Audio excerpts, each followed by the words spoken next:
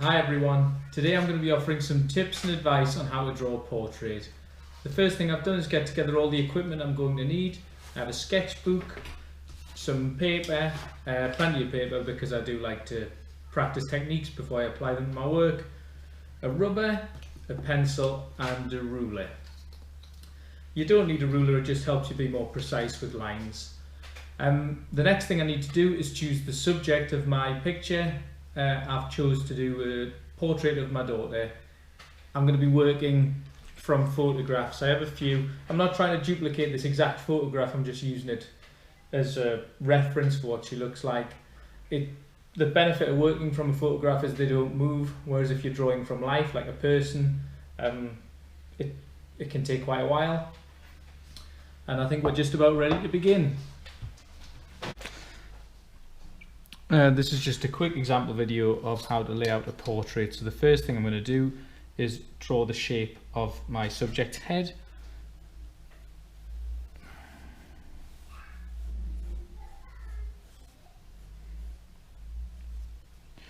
I'm drawing a young child, so the top of the head's quite large.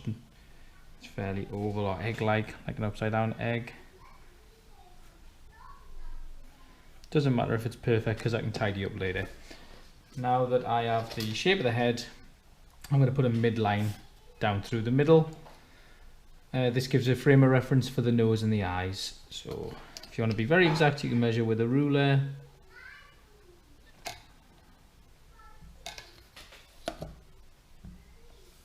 I'm going to do this really lightly because I'll be rubbing it out at the end. Now that I've drawn the general shape of the head, I've put a midline down the middle, and I'm going to find halfway down the length of the face, and that'll be around about the height of the eyes. So since it's 10 centimeters top to bottom, my line for the eyes is going to be at 5 centimeters.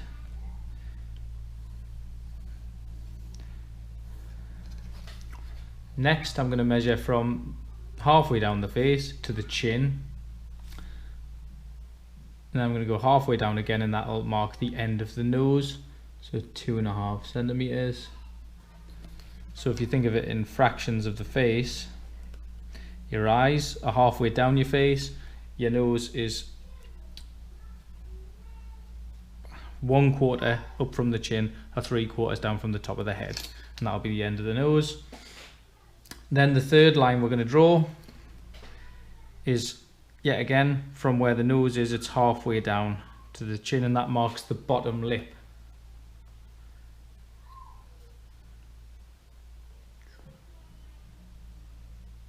And that's where the bottom lip will be. Obviously the position of the mouth will change depending on whether the person is smiling, showing teeth or not. And that's more or less the layout of a face.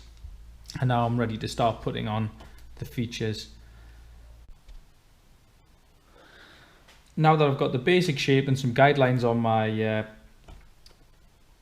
head, I'm ready to start adding the features. The order is entirely up to you, but I prefer to start with the nose because it's fairly central.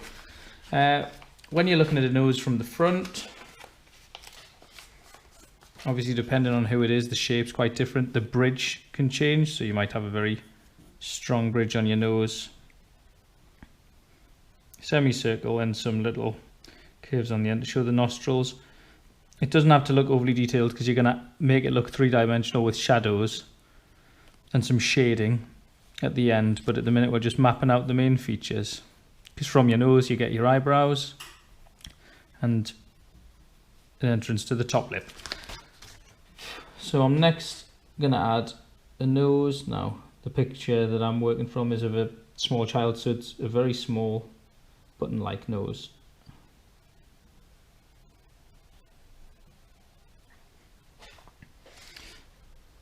Now that I've got a nose, I'm going to use this to reference the eyes, because the eyes generally line up around the ends of the nostrils there, so I'll do there. Eyes.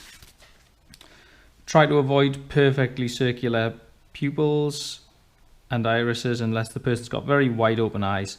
Generally, I'd do 2 curved lines and then parts of a circle to form the iris, and I usually leave a little white speck there, and that's the light glinting off the eye. Then yet again you can add more detail towards the end.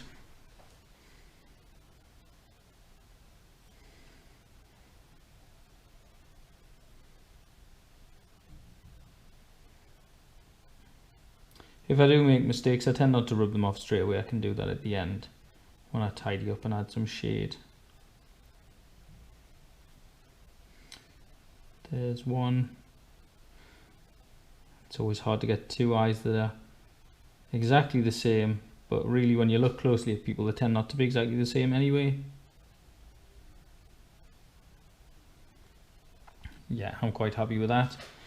Can add the curves there and there to form the iris and a pupil. That leaves lips. Now the picture I've got, my daughter's smiling, showing teeth.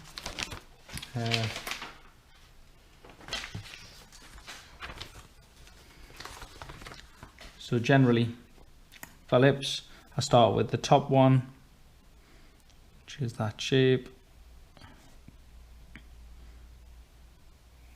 and the bottom lip is larger usually.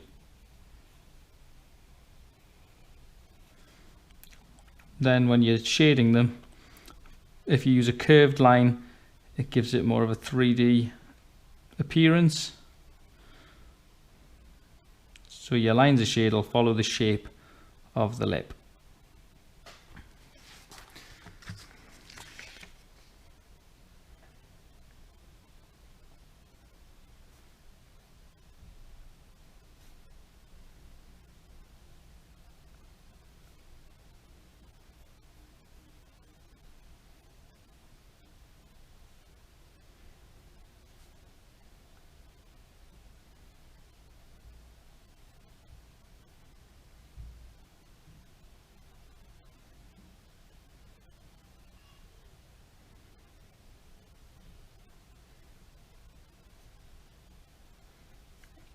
And then down the sides, next to the nostrils, I'm going to put some shade there, just to shape the mouth and the face. Little indentation to show the eyebrows, and then she's got quite long hair, so I'll just add a bit.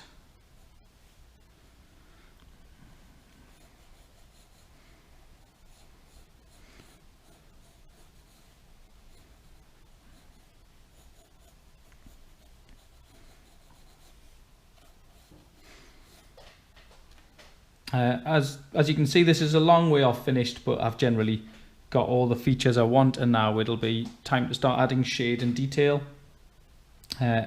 Finally, the ears. The lobe of the ear often lines up with the tip of the nose. In my daughter's case, it's slightly above, so I've raised it a bit. And remember, you don't see all the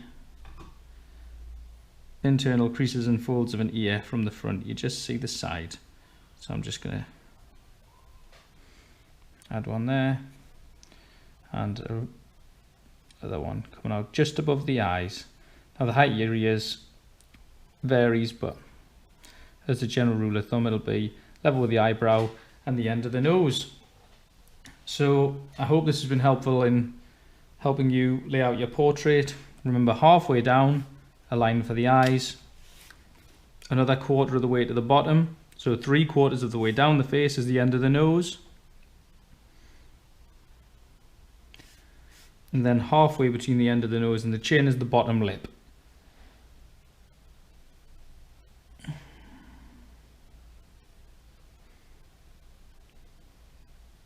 Take your time, don't worry about mistakes, and you can add detail at the end with shade.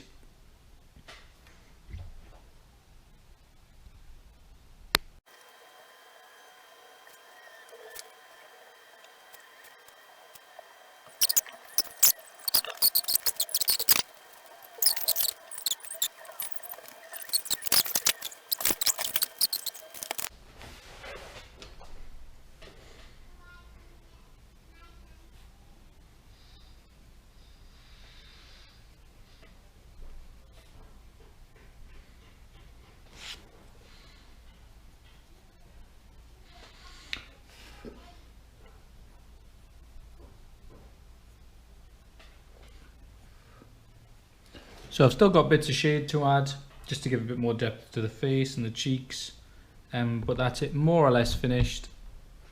And I even got a sticker for my hard work.